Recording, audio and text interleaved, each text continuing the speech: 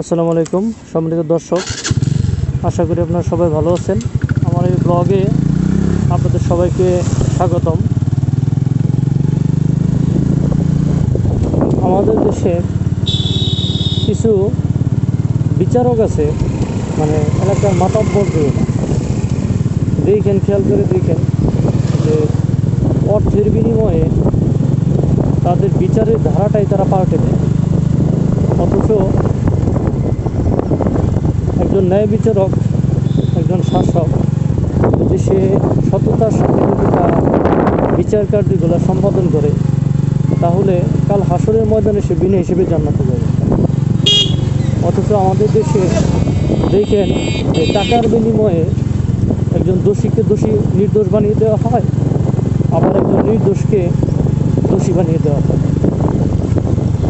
যেখানে একজন ধর্ষকের বিরুদ্ধে মামলা করলে সেই দর্শকের পক্ষে উকিল পাওয়া যায়, সেখানে আইনের কতটা সুফল আমরা পাবো বলেন। দেখবেন যে একজন ধর্ষক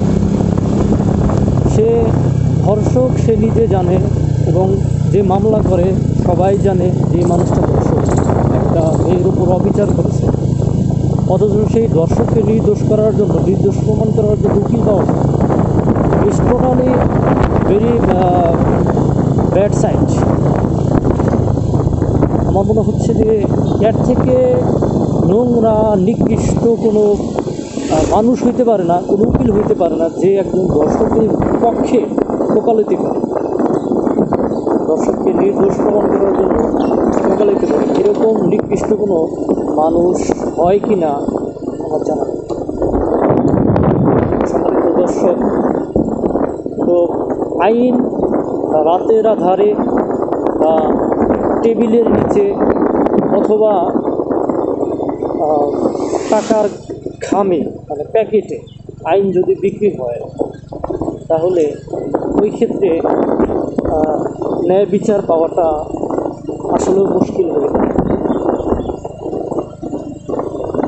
বর্তমান প্রজন্ম যেভাবে সোশ্যাল মিডিয়ার প্রতি অ্যাফেক্টেড হয়ে যাচ্ছে, যেভাবে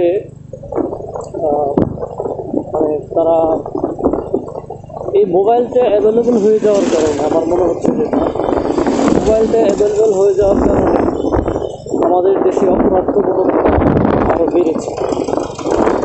কারণ ফেসবুক এর মাধ্যমে একজন অচেনা ছেলে এবং অচেনা মেয়ে তারা পরিচিত হয়, ভালো লাগে, বন্ধুত্ব হয়, পরবর্তীতে তারা প্রেমে পড়ে, এবং প্রেমের ফাঁদে ফেলে কিছু চক্র এই সমস্ত বোকা মেয়েদের বিভিন্ন জায়গায় ডেকে নিয়ে মানে এই সমস্ত অসামাজিক কার্যকলাপগুলো করে। তো কিছুদিন আগে আমি দেখলাম একটা বিষয়, যে প্রেম হয়েছে, সম্পর্ক হয়েছে, তো ডেকে নিয়ে বন্ধুসহ অনেকে মিলে মেয়েটাকে দর্শন করছে। তো এটা আসলে very sad news for everybody. এটা আসলে সবার জন্যই দুঃখজনক একটা বিষয়। আমার কথা হচ্ছে যে এই যে ডিজিটালাইজেশন, প্রযুক্তির যে একটা বিপ্লব ঘটেছে আমাদের দেশে, এটার রাইট ইউজ আমরা করতে পারতেছি কিনা, এটা সঠিক ব্যবহার আমরা করতে পারতেছি। আমার মনে হচ্ছে যে আমরা এটা করতে পারতেছি না। সঠিক ব্যবহার আমরা যদি করতে পারতাম, তাহলে আমাদের প্রজন্ম, আমাদের জেনারেশন ভালো কিছু পাইত, ভালো কিছু করতে পারত। তো সম্মানিত দর্শক, আজকের যে এনভায়রনমেন্টটা দেখতেছেন, এগুলো অনেক সুন্দর লাগতেছে আমার, জানি না আপনাদের কাছে কেমন লাগতেছে, আমার কাছে অনেক ভালো লাগতেছে। তো মনের ভিতরে অনেক না বলা কথা থাকে, যেগুলো ভিডিওতেও বলা যায় না। হয়তো বললে অনেকেরই গায়ে লাগবে, অনেকেই হয়তো ভেবে নেবে যে আমি পণ্ডিত হয়ে গেছি, এরকম ভাবার অবকাশ থাকে। তো আমাদের যেটা করতে হবে সেটা হচ্ছে যে মানুষ হয়ে মানুষের কল্যাণে কাজ করতে হবে, মানুষ হয়ে অমানুষের মতো কাজ করা যাবে। আমাদের মাথায় রাখতে আমরা যে যাই কিছু করি না কেন আমাদের প্রত্যেকটা কৃতকর্মের হিসাব দিতে হবে, আমাদের প্রত্যেকটা কাজের হিসাব দিতে হবে। এই বোধ এই বিবেচনাগুলো মাথায় রেখেই আমাদের চলতে হবে। এই বোধ আর এই বিবেচনাগুলো যদি আমাদের মাথায় যদি না থাকে তাহলে কিন্তু আমরা মানুষ হইতে পারবো না, আমরা আমাদের দায়িত্ব কর্তব্যগুলো সম্পর্কে সচেতন হতে পারবো না। তো সম্মানিত দর্শক, আমি আমার ব্লগটাকে এখানে শেষ করব।